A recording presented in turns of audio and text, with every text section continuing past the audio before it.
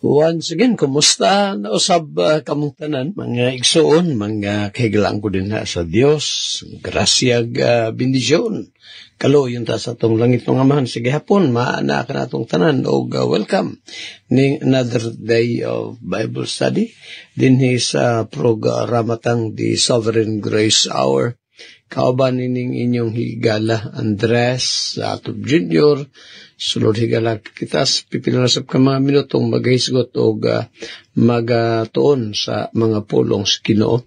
Now ni ay tagantag pagtagad kadali nga text sa patamatos ng mga pagampo. But before that, mga ison, today ang pagtimbaya nining adlaw, no? Si Brother Mario Andilab din sa Mintal nga naga-birthday karon. Brother Mario, happy birthday. Usab no sa apo ni Brother Jimmy Probadora nga si Christre Probadora nga usab ang maong batanon naga-birthday karong adlaw. Sa mga naga-birthday, happy birthday. Ni ay text na taw-taw din mo ison nga ato ang dawat, no? Texter na to ni 3770 o niya, good noon pastor, listener ko ni mo dugay na, share lang ko ako ni every first Sunday of the month communion mi pero mi simba mi magsubo ko inig hatag na sa emblema himrum ko nimo dapat gabi buhaton mao gina ang Lord Supper. Di mo dapat buhaton ang Lord Supper nga adlaw, no? Kay panihapon god. Magsubo ko kay mali jud. Kadugayan bigla sa ako isip nga sige lang gabi iron sa laing nasod. Kurat ko nga lipay tama no isip na ko Sierra pastor. Okay, sa laing ubar laing nasod gabi unya mag Lord Supper mo udto. Katong tuas laing nasod wa man to magdungan sa inyo ha. Ang mali ang sa inyo ha kay adlaw nyo gihimong Lord Supper. Ang katong sa laing nasod kung gabi sila ga Lord Supper ang sakto to. Sakto to. Pero tanaw po na to kung insakto po po nga iglesia kay kung mali nga iglesia ni magyapon na dawatos Ginoo. Okay, sige. Ako lang nang gisingit kadali ha. Kay ang magadalag hapon sa ito nga programa karon si Attorney Lemoy. Tutas pagampo, but before that, atong gihangyo na si Brother Timmy. Brother Tim, no? Brother Timmy, Riobal nga kung pwede ikaw sa imo at tuugma sa Labon, no? Minister sa Bulhaton, dinhang Dapita. O gusab ato gihapong gihangyo si Brother Lino, Siprang mo'y mo dumala sa panimbahon din sa naang Asunsyon, Berlin, no?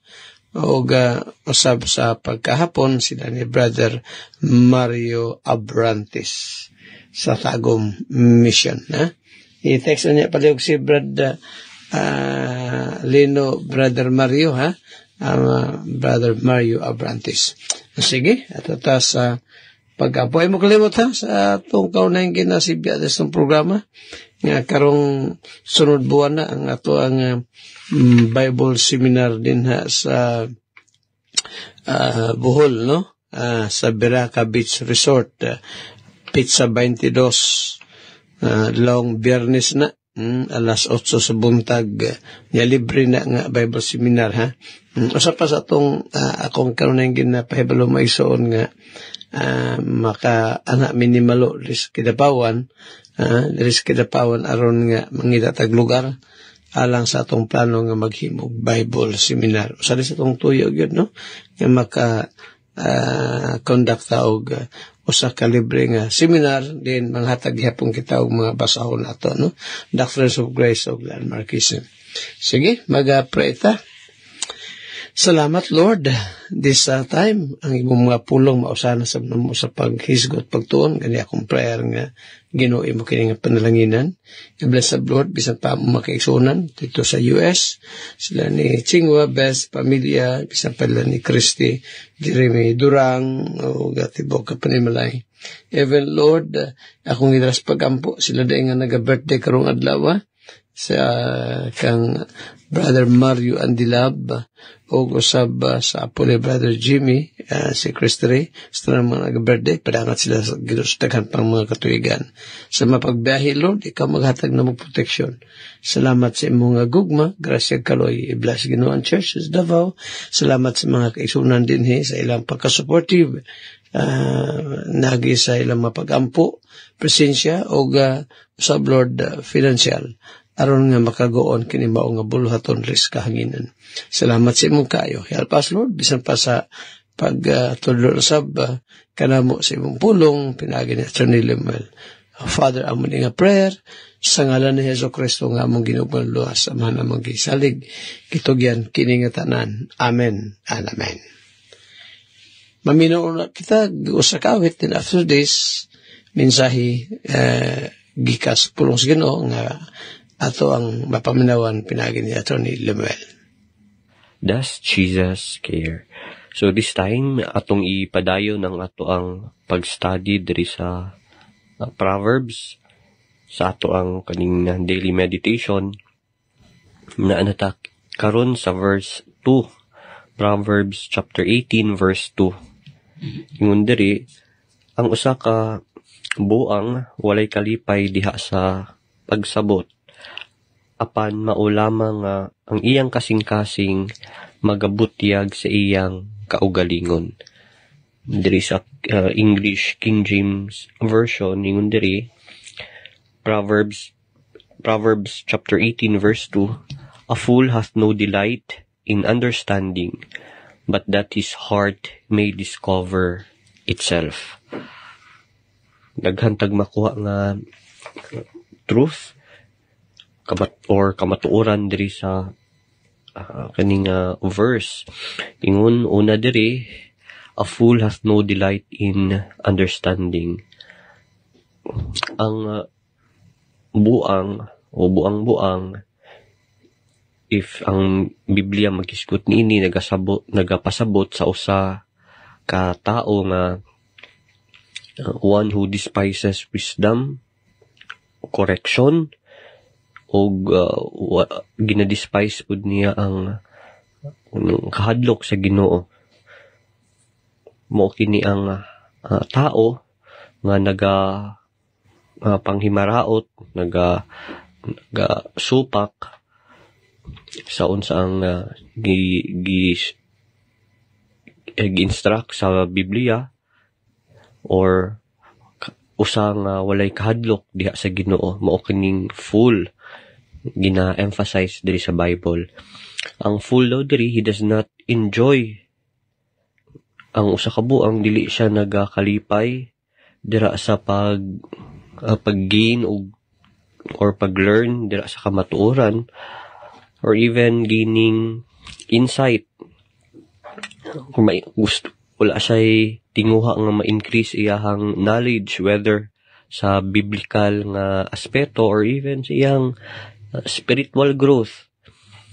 Gina-avoid niya ang pagdisiplina based sa teaching sa lain or even sa Bible. Dili siya gusto makasabot, gusto lang niya nga komportable lang ang iyahang pagpuyo, iyang kinabuhi, nga wala siya interest to gain understanding, to gain knowledge, in other words. So, ingon diri, a fool hath no delight in understanding, but that his heart may discover instead, or may discover itself.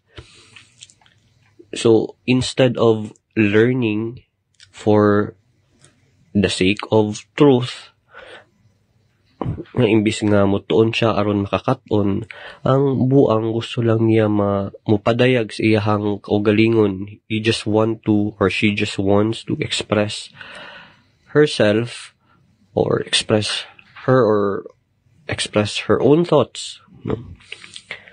Ang iyahang motivation sa pag-express is not to be taught, pero gusto lang yun niya madunggan sa sige siya og storya, sa sige siya og pag-express iyang galingon, mugawas unsa ang iyang pagka walay knowledge or iyang pagka ingon pa sa Bible full.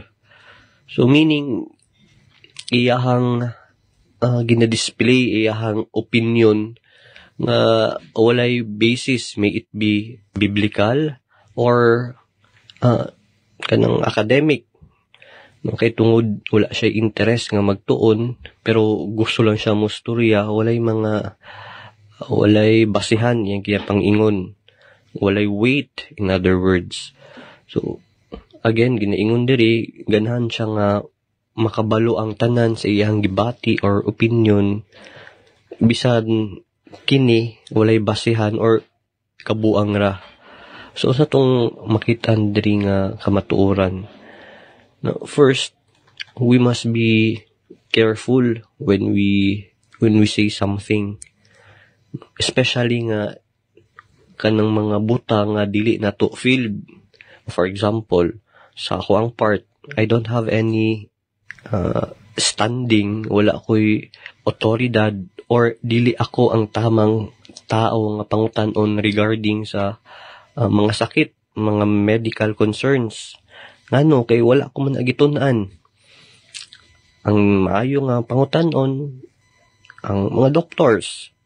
Unsa ding mahitabo, for example, mag-advise ko og kani dapat buhaton nimo nga para mawala ang imong high blood or imong diabetes,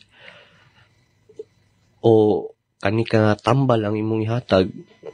Unsa man ako ang basihan nga mao kana ako ang pag-ingon.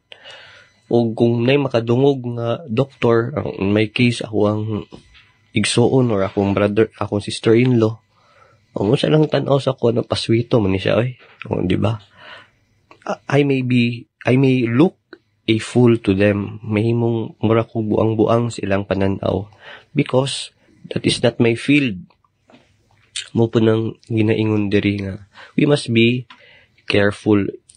Usahay dapat ato ang pangutana, atong ipangutana, do we speak to glorify God? Nagastorya bata aron mapahimuot or alang sa himaya sa Ginoo, or nagastorya ta aron lang ipadayag ang ato ang kaugalingon? Wala ko gaingon mga igsuon nga mali ang pag self-express, i-express atong kaugalingon. But we must be first willing, kung kita hilig na mag-express atong kaugalingon, nga we are also willing to listen and to learn from others.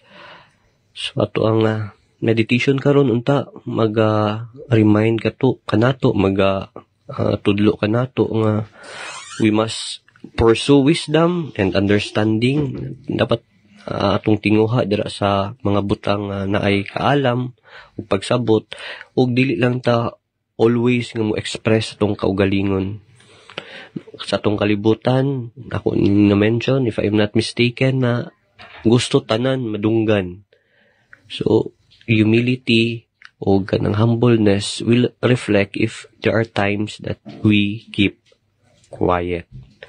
Instead of speaking, we are eager to listen more than we speak. Kato-ato ang meditation for this time. Proverbs chapter 18 verse 2. So next time, uot sa Ginoo, dirita sa verse 3. Sige, mag-aadto kita sa ato ang pagduon sa doktrina, diri sa Doctrines of Grace, na anata sa una pa lang nature of regeneration, ang kinaiya sa pagkatao pag-usab. Ato ang gitun-an nga ang regeneration, ang pagkatao pag-usab, dili niya siya mahitabo pinaagi sa kagustuhan sa tao, no, or yes, man's will. Ato ang gi-emphasize nga ang regeneration dili kini mahitabo pinaagi sa tinguha o kagustuhan sa tao. Importante nga ato ning ibalik-balik kay most if not all, daghan ang nagatuo nga aron ang usa mahimong ma-born again, ma-change, or tawag natog na ay pagkatao, pag-usab siyang pagkatao, nga kaning butang mahitabo kini tungod sa iyang personal nga decision. Daghan nagatuan na. Many believe, as I've said, that being born again is a matter of personal decision. Something maka-trigger pinaagi sa ilahang own will. Pero ang scriptures sa kaning mga verses katong gi-studyhan, James chapter 1 verse 18, John chapter 1 verses 12 to 13, Titus chapter 3 verse 5, and kaning Romans chapter 9 verses 15 to 16. Nagatudlo kanato nga ang regeneration, ang usam nga mahimong born again, dili kay tungod sa choice sa tao, but because of the sovereign will of God.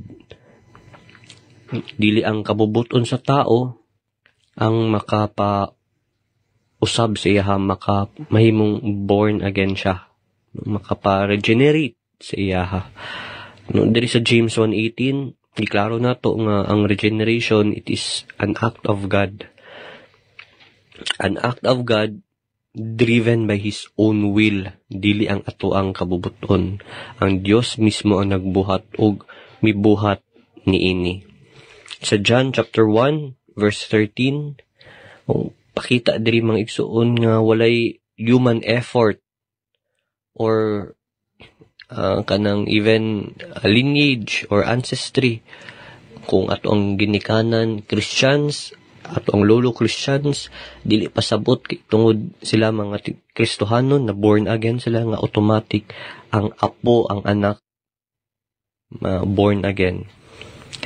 Wala gipakita po diri mga igsoon nga dili ang ato ang will, ato ang kabubuton nga mahimong naa ang pagkatawo, pag-usab, or ang regeneration.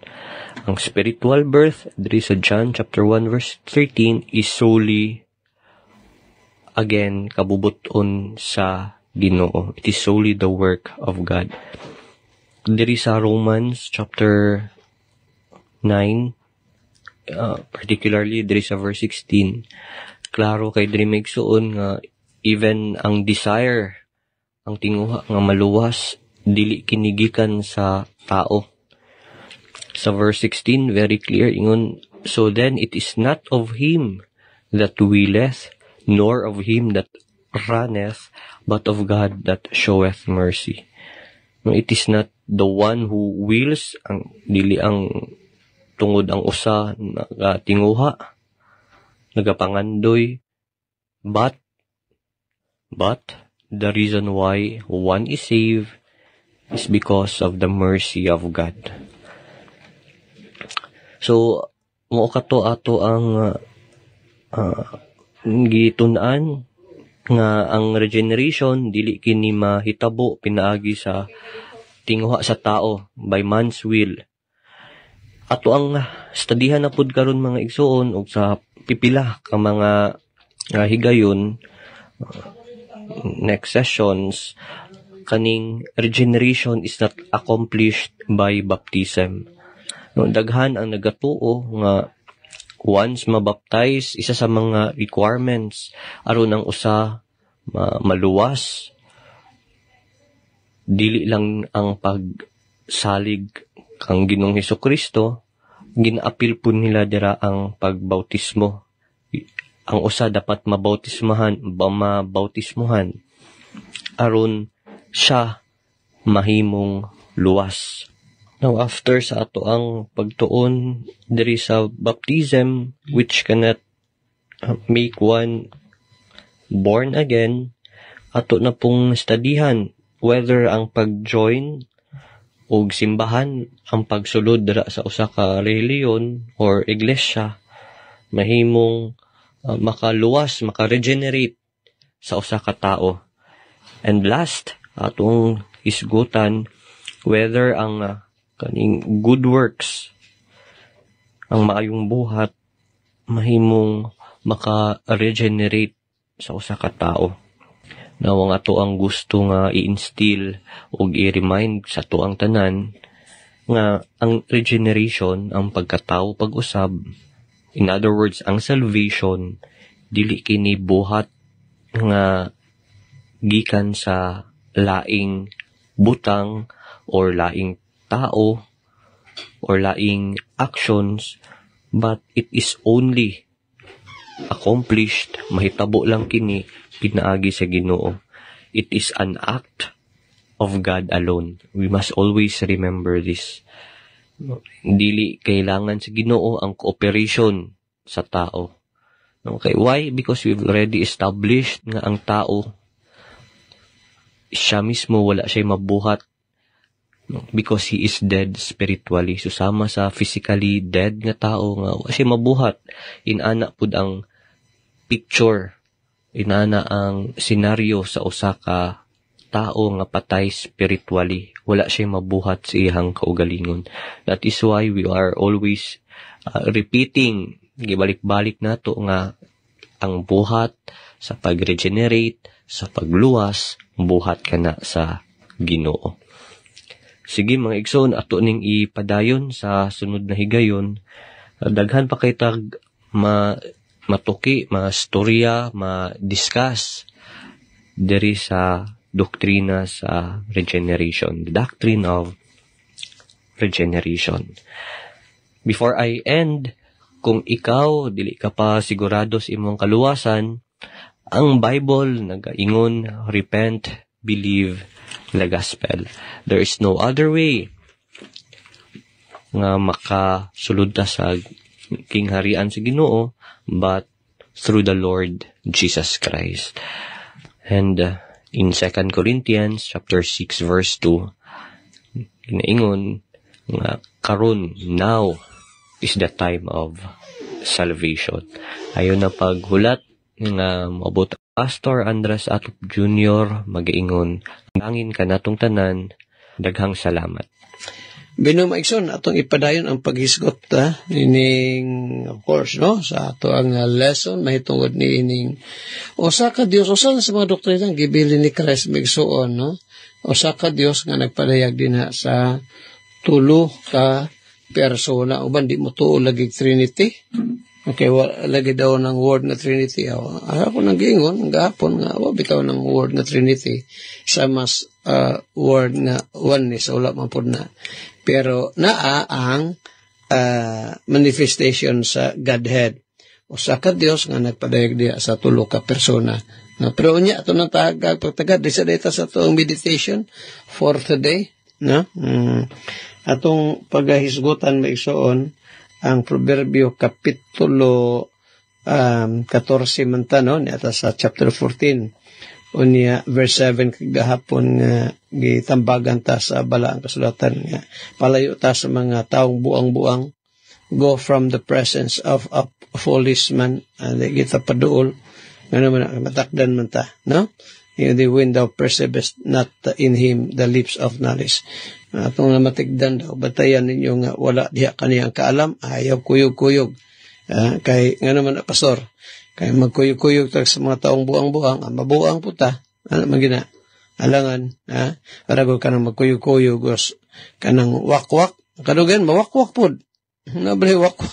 Tino ba nang wakwak ungo, pastor? Sa mga panahon sa Dalis Pilipinas na yung mga sugilanon. Pero actually na bagay yung mga tao, mga ug-tao ba yagid? Mga cannibals ba? Naman na, sa bisan pa sa daang tugon. Dirita sa verse 8, may isoon. Dirita sa versikulo 8. Proverbio 14:8. The wisdom of the prudent is to understand his way, but the folly of fools is deceit. Ang kaalam daw sa mga taong maalamon, mao'y pagsabot, pag-understand sa ihang dalan. Actually, mo speaking about the prudent, lahir ba ganing mga tao, kanang word nga, kanibitang pulong nga prudent, magsoon.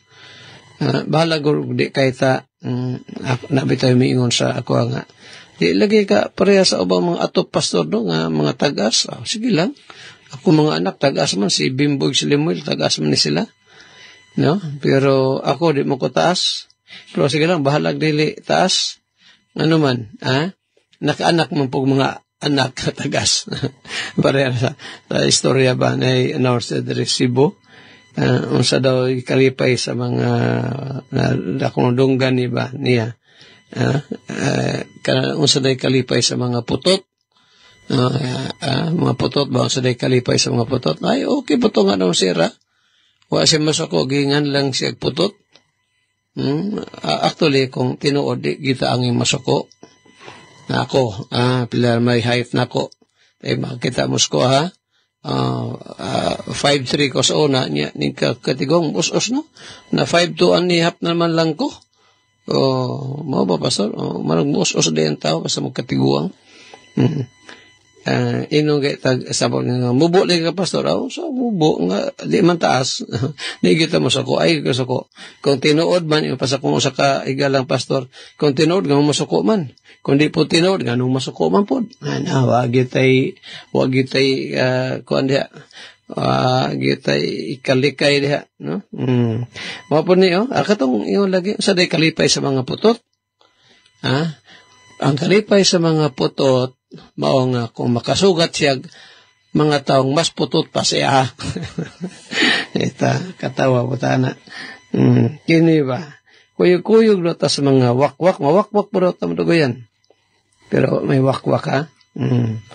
Pero diri sa bala ang kasulatan itong gibasa kung ang tao daw higala nga maalamon nga consider siya siyang dalan. Mot pasabot nga gatanaw sa siyang future. So yun na ang mga taong maalamon, no? Nagakonsider siya sa mahimong resulta sa iyang himuon ron. Managkahara nato gyud ang wisdom gikan sa Ginoo. Si Job, ako man ang gina-emphasize sa tong panimbahon sa church sa midweek service and prayer meeting. Ang tao baka importante sa wisdom ng iyang gikinahanglan gikas Ginoo. Kay kana ba yang mga ginahimo nato karon maigsoon nga mali, nga nato gina-consider ang future, na wa gitay wisdom diha, di gyud mga maalamon ana. Wala na sa tuwa ang gitawag sa Biblia nga prudence. Dapat mahimo ta nga prudent. Kaya sa atong gibasa diri verse 8, Proverbs 14:8, the wisdom of the prudent.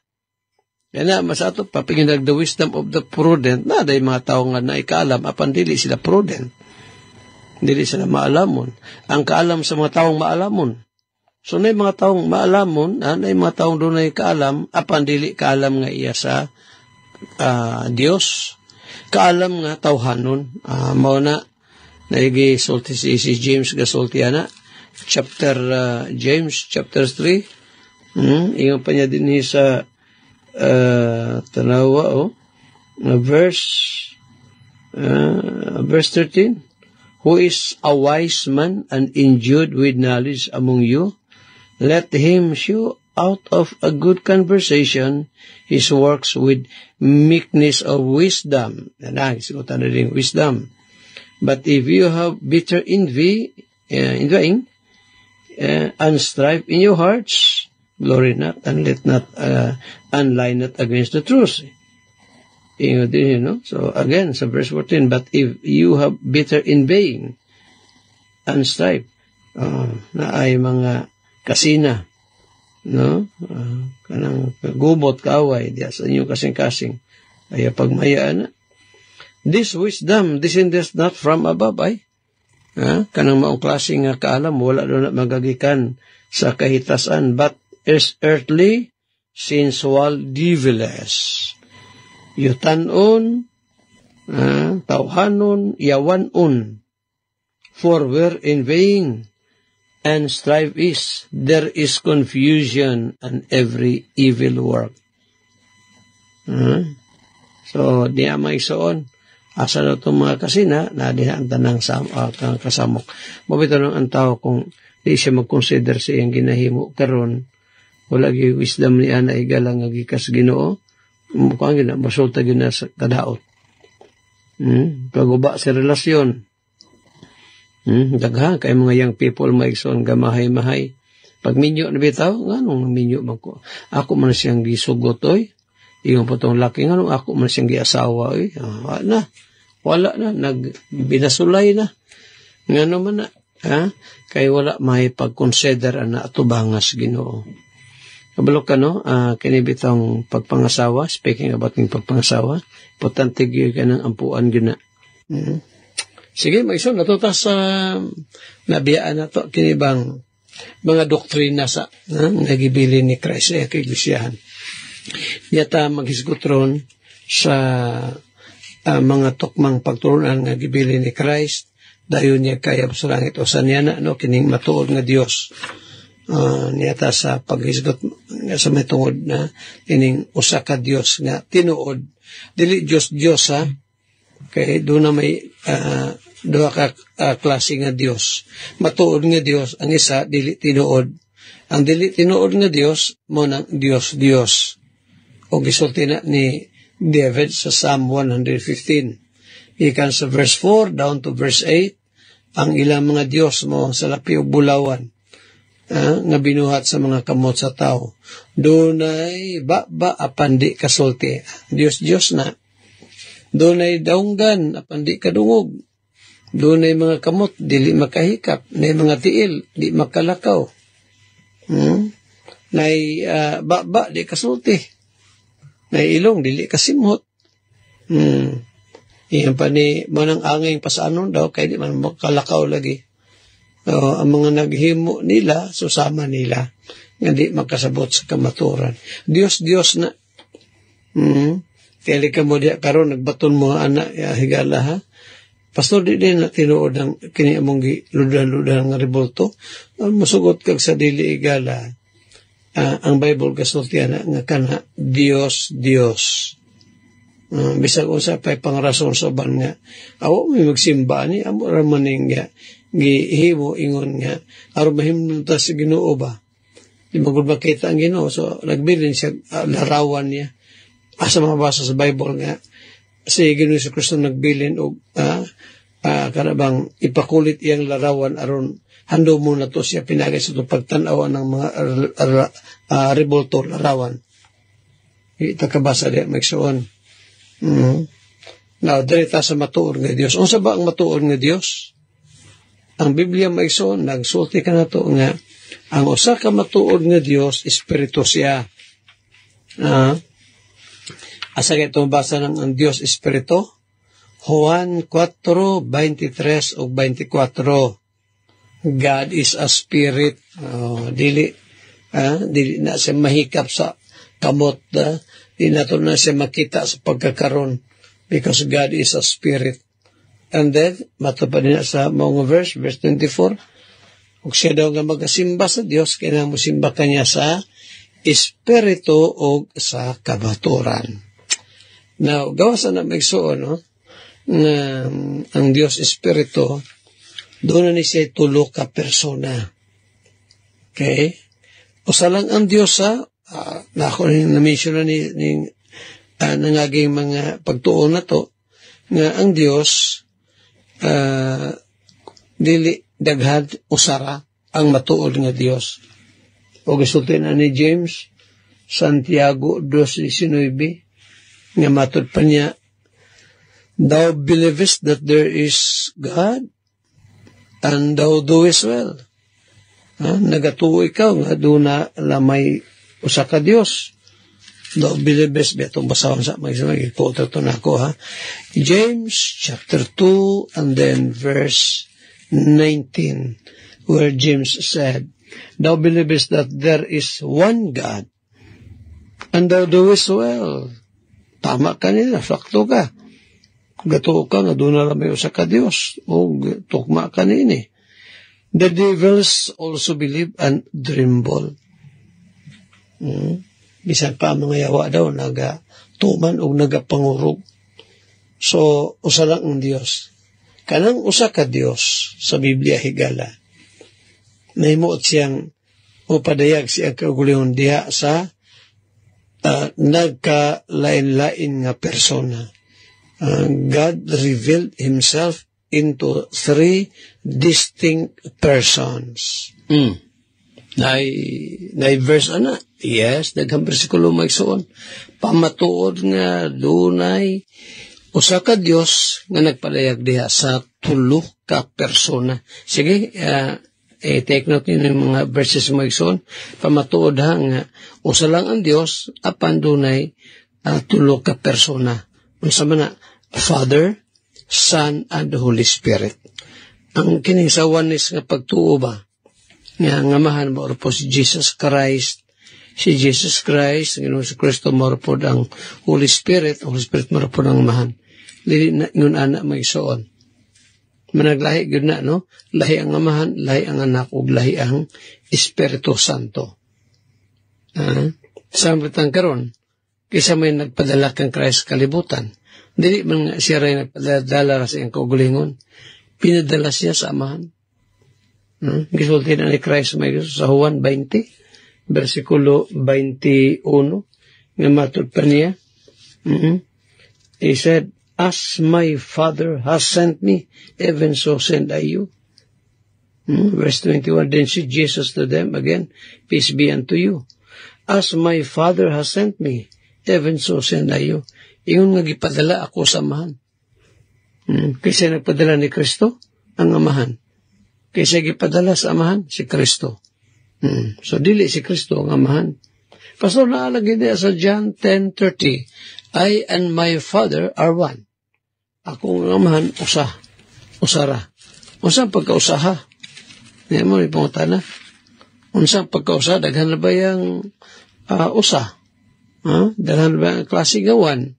Bisag one pastor, daghan oy. Kanang yun nga, one couple. One couple. Pila ka taon ng one couple? Duha. Bana o asawa. Magtiayon. Pero gitawag nag one couple. Pitan two couples. Di, upat na nakatawo tanan. Duha ka bana, duha ka asawa. Di ba? One couple, usa ka bana, usa ka asawa. Apay lain. One triangle. Kanang one triangle, pila na ka anggulo sa one triangle. In one triangle, there are how many angles? 3. Pero usa na siya ka triangle. One centavo. Ang one centavo, pila ka centavo, di usara. Kanang one multitude. Kanang one multitude. Pila ka buk na. Di na may hap may son. Pero usa ka tapok.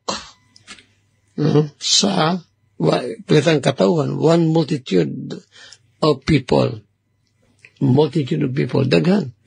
Mga na may son sa pagka-Diyos po. Usara ang Diyos apan tulo ka persona. Pag yun, pastor nga sa John 10:30, I and my Father are one. Sibot pasabutan na. Ambot pasabutan na nga sa pagkagamahanan, usara sila. Ang amahan o ang anak, usara diya sa pagkagamahanan. Sa pagka-Diyos, usara. Pero sa persona, managlahi. Take note nyo niya, sa book of, ang tawag nyo niya sa Juan Kapitulo, dalita sa 8, John 8, and then verse 29. Niyata maghisgot karon may tuod ining Trinidad. Usan sa mga doktrinang gibili ni Christ sa iyang kaiglesiyahan. Iyon rin sa, kita nyo na, ang maong verse, John 8, verse 29. And he that sent me is with me. O siya nga nagpadala ka nako, niya uban ako. The Father hath not left me alone. Wala ako pasagdi sa amahan nga mag-inusara. Kining nga, kanibitang ihimo ko gwali maisoon, nga record ko niya ito nga program. Ako ra may usa. Wa kay kauban, wa ko'y kauban. Niyama ko sa recording room na to. Kaya kini atong mga wali mo isuon, tayo mahibulong mo, pastor. Kanang, usalagi na, alagi mo, kung wala ta sa maisuon, no? Niyata sa atong radio room, sa church. Kaya kini atong wali, anang mahibulong mo nga. Kasi ma-replay na ko, matay record ani. Kaya record man na to ni. Sa akong pag-record, pilabi kabuok, ako ray usa. Laos lang kung sa mga tigom rin sa church, conferences ba, or mga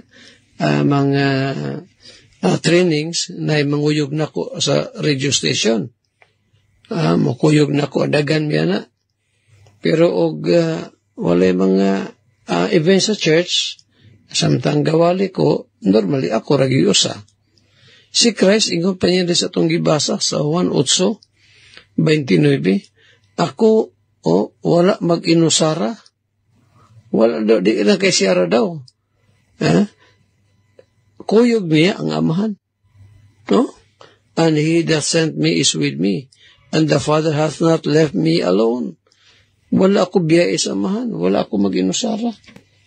So, naagay kauban na ginupas. Nasa kauban siyempre. Pwede ba rin na? Kana, verse 29 mo na. Salawa ang verse 16. Another verse po ni. Juan 8 gihapon. Timan ninyo ni mo versikulo, ha? Juan 8, versikulo 16. Atong tanaw na, what did the Lord Jesus Christ say in this particular verse? In verse 16, he said, and yet if I judge, my judgment is true, for I am not alone, but I and the Father that sent me. Usa daw higala? Iyan pa sa itong Ginoo Kristo. Usbo na ko basa. Matod pa niya.